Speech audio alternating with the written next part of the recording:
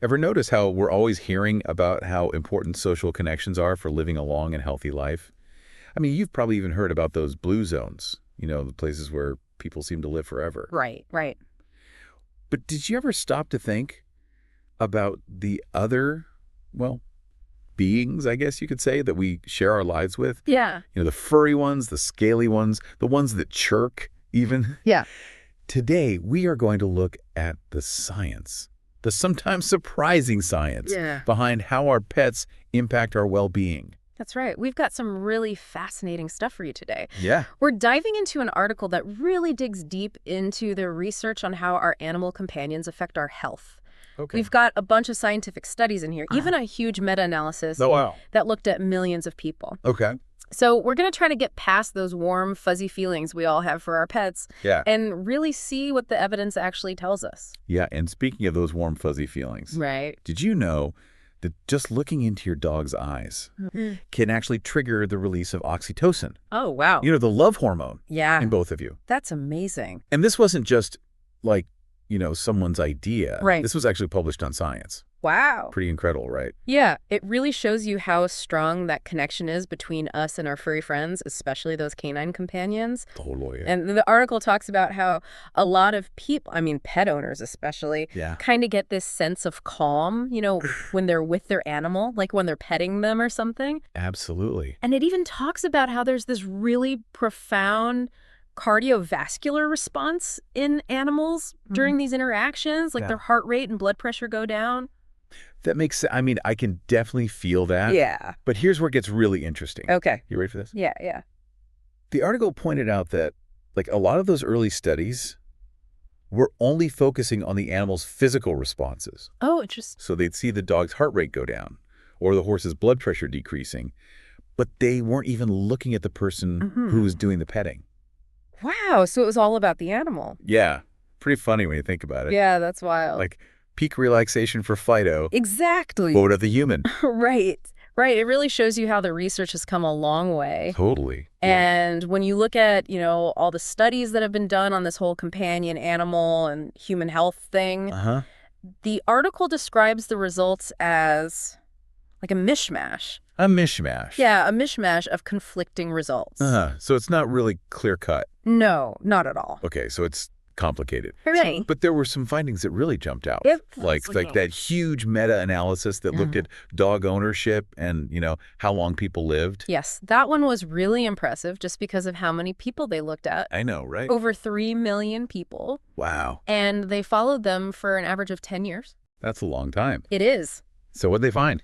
Well, they found that people who own dogs had a 24% lower risk of dying prematurely. Wow, 24%, that's huge. It is a really striking number, and it suggests that, this link between owning a dog and living longer, it's probably not just a coincidence. So if I get a dog, I'll live longer? Well, not necessarily, but it's definitely interesting. Yeah. So the researchers, they had a few ideas about why this might be. Okay. One of the main ones was that owning a dog often means you're more physically active. Oh, yeah, the walks. Exactly, all those walks. And that actually fits with other research that shows that people with pets, especially older folks, tend to be less frail. That makes a lot of sense. If you have a dog, you kind of have to get out and walk it. Exactly. It's like built-in motivation. Right. But the article also brought up this idea of reverse causation. Reverse causation? What's that? Well, it's basically asking, what if it's not the dog that's making people healthier? What if it's that healthier people are just more likely to get a dog in the first place? Oh, I see. So it's like the dog is a sign that you're already healthy. Exactly. Maybe you're already active and taking care of yourself. Right. And that's why you decided to get a dog.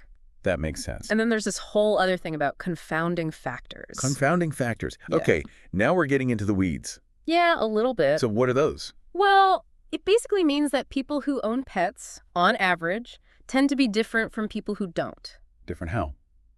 Well, the article mentioned that they're often younger. Okay. They tend to have more money. They're more educated and more likely to be married.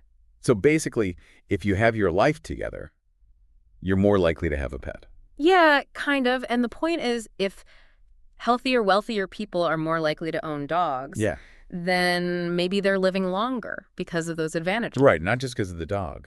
Exactly. It's not as simple as it seems. Okay, so what happens to that big 24% reduction in mortality risk Yeah. when you factor all that stuff in. This is where it gets really interesting. Okay. The article says that when you account for all those other factors, like age and income and all that, Yeah. the significant reduction in mortality risk, it kind of disappears. Oh, really? Yeah, it becomes statistically insignificant. Wow. So it's not just as simple as saying, get a pet, live longer. Nope, not at all. It's much more nuanced. Absolutely. Okay, so what about cats? Ah, yes, our feline friends. The article had some pretty surprising stuff about cats, didn't it? It did. One study actually found that cat owners had a greater risk of death.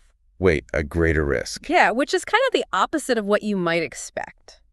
Yeah, I would think that owning any pet would, make you healthier. You would think so, but the article suggested a couple of reasons why this might be the case. Okay. One idea was that cat owners might be more sedentary. More scent? Yeah, meaning they don't move around as much. Okay. And not just compared to dog owners, but even compared to people who don't have any pets at all. Huh. So maybe having a cat doesn't really encourage you to get up and move around like a dog does. That's one possibility. So different pets, different impacts. Exactly. And because all these observational studies are so tricky, trying to figure out what causes. Yeah.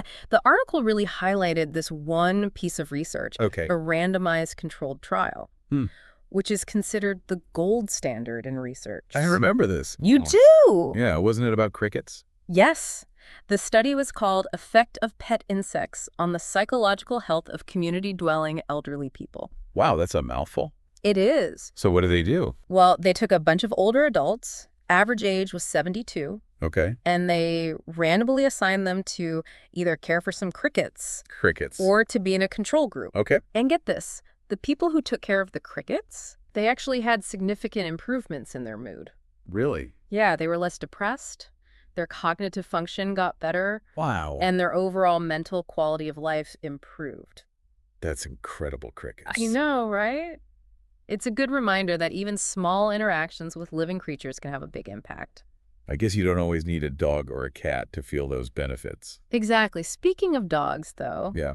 the article did mention that some longitudinal studies, the ones that follow people over a long period of time, Right. have shown that people who walk their dogs are more likely to get enough exercise. Okay, so there is some evidence to support that whole dog walking thing. Definitely. But there's also a bit of a catch. Oh no, what's the catch? Well, the article pointed out that in one study, only about a third of older dog owners actually walked their dogs at least 3 times a week. Oh, so even though having a dog can encourage you to be more active, Yeah.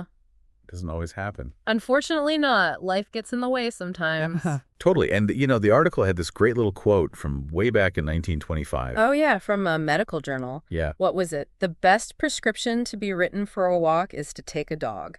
Exactly. I love that. It's simple, but it's true. So to sum all this up for our listeners, Yeah. while that feeling of connection we have with our pets, that's real, and there's some really cool science behind it, like the whole oxytocin thing with dogs. Right. The big picture, the overall health benefits, Yeah. that's a lot more complicated. It really is. The link between dog ownership and living longer, it seems promising, but it's tied up with all these lifestyle So factors. it's exercise. Exactly. And then, the stuff about cats shows us that these relationships are all different, and they can have different effects on our health. And let's not forget the crickets. Oh, yeah. The crickets, who knew? Right. It's fascinating. So what's the key takeaway here? I think the most important thing is to look beyond those initial connections, the ones that seem obvious. Yeah. We have to consider all those other factors that might be playing a role. The confounding factors. Exactly. And remember, the research is always evolving. So we're learning more all the time. Absolutely. Okay, so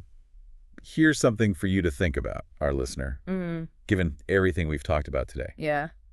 What do you think is the most important factor driving those health outcomes we see in pet owners? That's a good question. Is it purely biological? Those hormones and stuff? Yeah. Or is it more about the lifestyle changes? Like be more active. Yeah, exactly. Or maybe the social connections that having a pet can bring. Right. What do you think? I don't know. It's a tough one. I know, it really makes you think. It does. And that's what we're all about here on The Deep Dive. That's right. Getting you thinking. So keep those questions coming. Yeah, we'd love to hear from you. And until next time, stay curious. And keep exploring. Bye. See ya!